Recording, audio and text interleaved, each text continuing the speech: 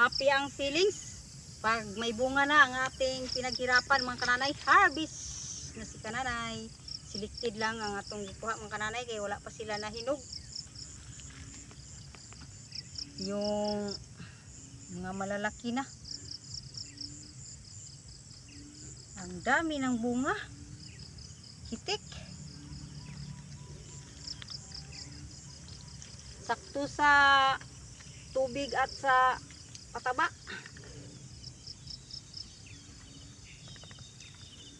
Ito lang mga kananay, pag maghirap, magsipag, magtiyaga.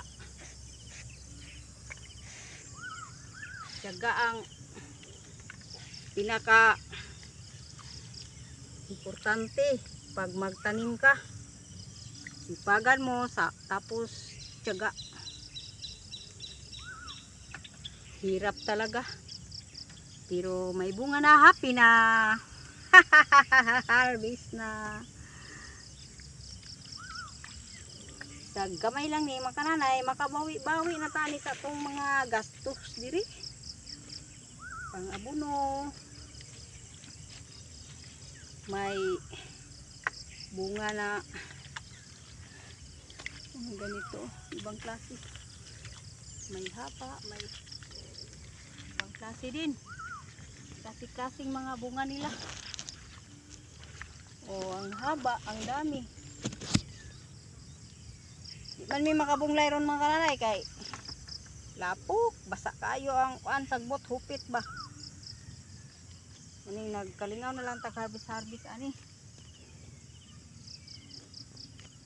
Kay mabuhi ra pud og magbunglay ta karon.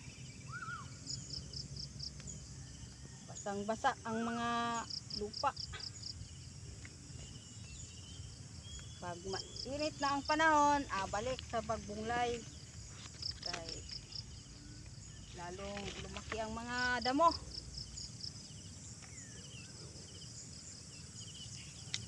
Ang ganda, may flower na nagsusunod pa sa bunga. Nagflowering, may bunga na, nagflowering pa. Pasunod ang mga bunga sa mga sili mga kananay. Pero iba lang ang pag-harvest. Sa okra every 3 days. Ito may langog. 1 week ka isa.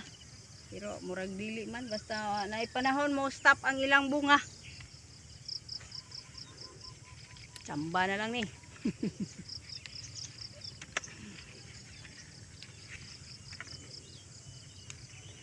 Oh, di ba?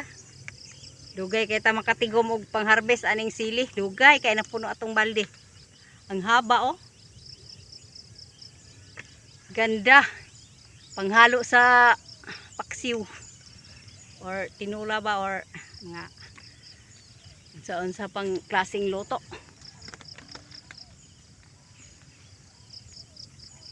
Bye-bye for na mga kananay. Daghang salamat sa inyong suporta. May haba, may hindi haba.